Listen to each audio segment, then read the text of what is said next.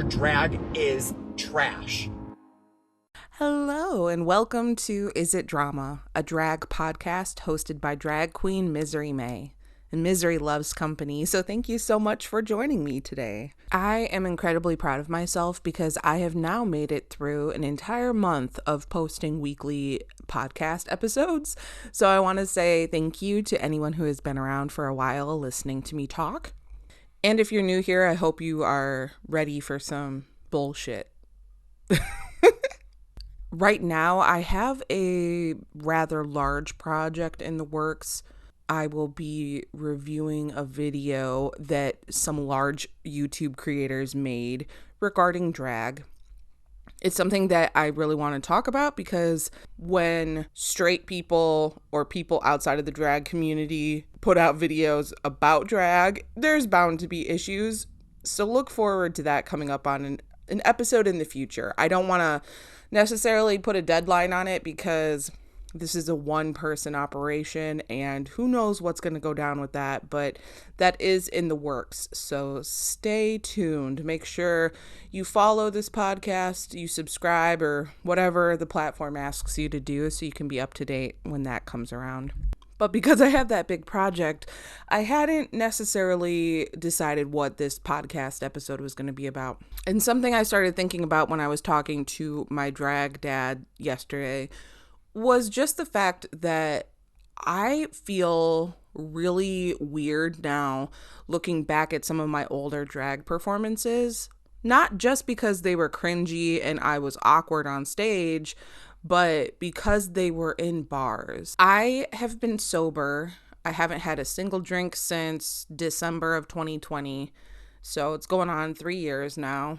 And looking back, it's just really awkward to think that I was spending so much time in bars back in the day when I was performing regularly, because now I can see just how unhealthy that was for me as someone who struggles with alcohol addiction. So I think what I wanted to talk about today is just the fact that being a drag performer often means that you have to be in bars if you're going to make money doing drag.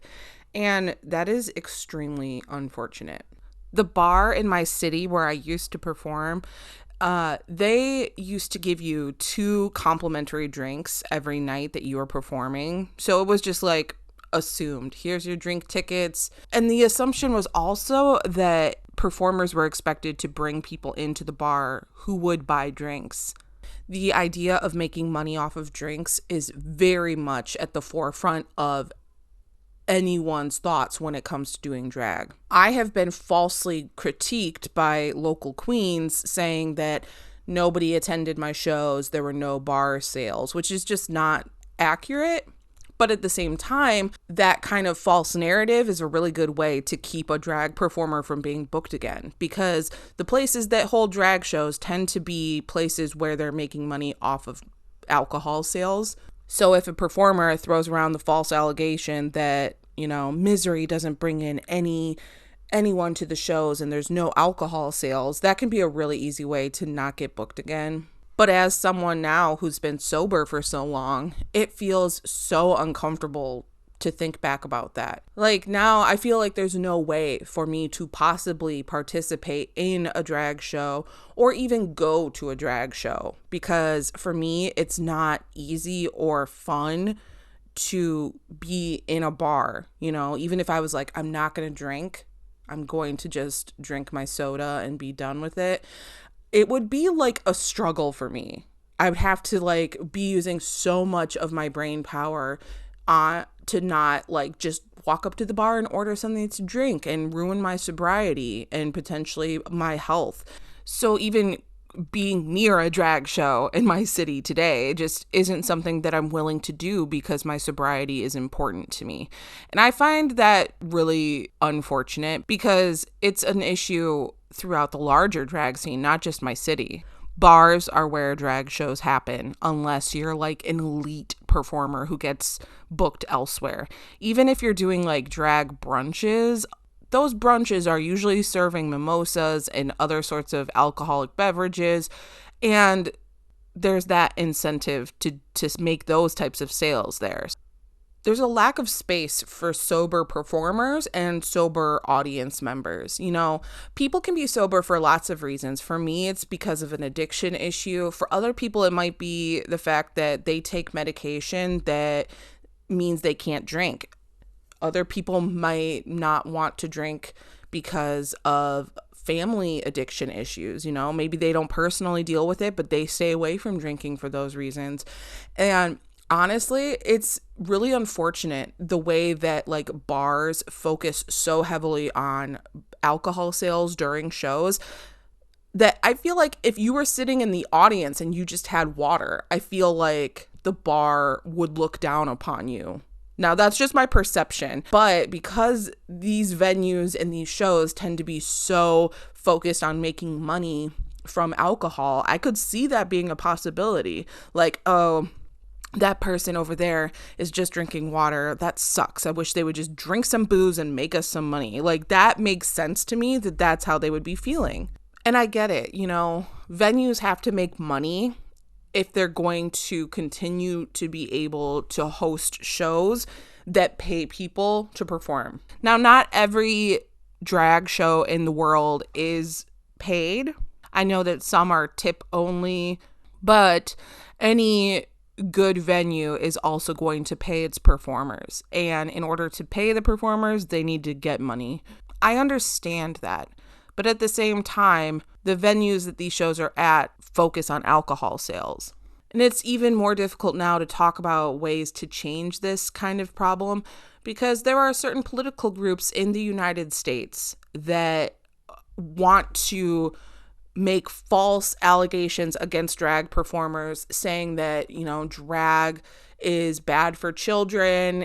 And that's a whole other topic. But what it comes down to is that drag performers right now have been in the national spotlight in the US because of people with loud mouths who are saying things that aren't true about us, saying that we harm children, that we are explicitly bad for children. And so for that reason, I think that a lot of drag shows are going to have to stay in bars because those venues are for adults. So you can't say that a drag performance at a bar is doing something harmful for children when children are not allowed to be in bars. It feels like we're kind of stuck. But that doesn't mean I don't want to have a conversation about what can be done. Because when you have a marginalized community like the LGBTQ plus community, I think that it is dangerous to force events that are part of that community to take place only in spaces where there's alcohol available. Because if you think about it, being marginalized because you're queer could lead to a lot of different personal issues. It could lead to depression because what if your family isn't supportive? What if your friends turn on you because they have issues? That can lead to mental health problems. Maybe you might be struggling with depression. And then if you're like, oh, I want to go be around my queer friends and go to a drag show and there's booze everywhere, that can just make any personal issues that you have because you're a marginalized person in the United States can make them worse and can be harmful to the people in this community who essentially need to be protected. And I just am stuck. I don't really know what we can do to combat this issue. I know that libraries have done like drag queen story times and those have been protested. Cause like my thought is where do we go if we have shows outside of bars? Where do we go so that people don't have to put their sobriety in danger just to participate in an art form that they love? These are questions that I have no answers to, but it's a conversation that I would really, really like to have. This is also why I support digital shows as much as possible. Right now, I am subscribed to the Drag Duel Patreon. Drag Duel is an online drag show that I have spoken about in episode 1 of this podcast. And that's something that I really want to encourage other people to do. If you see an online drag show that you enjoy, please support them financially so that can continue to happen, because we live in a capitalist hellscape where everything requires money, and unfortunately, the easiest way for marginalized communities to make that money is through booze sales, and I hate it. So that's how I currently am trying to combat this issue. But there has to be more done, right? Like, there has to be more that we can do. But I'm just kind of at a loss. I don't really know where we go from here. If you're listening and you have any ideas, please let me know. Because I know I have some international listeners. So if you're not from the United States, what is your drag scene like where you're from? Are all the shows in bars? Are there other locations that do shows? How do they pay performers? I want to know more, because right now I'm stuck on ideas for how to fix this problem in the US, and I would honestly love to hear from other people. Perhaps that kind of brainstorming could help me figure out what I can do locally. But right now, it's all bars. And I know for a fact I'm not the only person that has been made to feel uncomfortable at a bar while in drag. Like, I've had women who were incredibly intoxicated aggressively tried to get my attention. And it was really uncomfortable. And looking back as a sober person, it just freaks me out to think that I was in that position. But what do you expect when you're at a bar, right? This is also just an issue because, as was made clear in my drag horror story episode 5 of this podcast, people in drag scenes can be super nasty. And it's hard to know if that kind of attitude could boil over into something dangerous when there's alcohol involved. Now, I want to make it clear, I'm not like trying to force anyone to be sober. I'm not trying to shame anyone who does drink, even if you get drunk. It's just that when that is the only option for participating in drag culture or drag shows, it is really shitty. I'm going to be honest. It sucks. And I just don't know what to do about it. I guess part of the reason why this has been on my mind recently is that in the United States, we are moving into the holiday seasons. We have Thanksgiving in November and then Christmas in December. And honestly, when I think about those times in my family's past, there's always drinking that happens, you know? And I have essentially had to cut out a lot of different situations from my life because of drinking. And it just sucks that not only is it like family events, but also art and drag events because of the inclusion of alcohol. Oftentimes when I have brought up issues like this in the past, people have said, well, if you don't like the way it's going, then start your own thing. And that is incredibly difficult to ask of one person. The reason bars are able to put on drag shows is because they have already established themselves as money makers. They serve alcohol, they get money for alcohol, so they can use that money from the alcohol to pay drag performers. If I'm one person and I am setting up my own drag show, I have to talk to the venue owner, I have to find the performers, I have to figure out how to pay the performers with no backing. So I understand, like, why bars have it easier for starting drag shows, but the idea of, well, if you don't like it, then just start your own thing is not easy. And it's also not fair. I think that venues such as bars that have access to all the things necessary to put on shows could also benefit from just not having alcohol pushed at those events.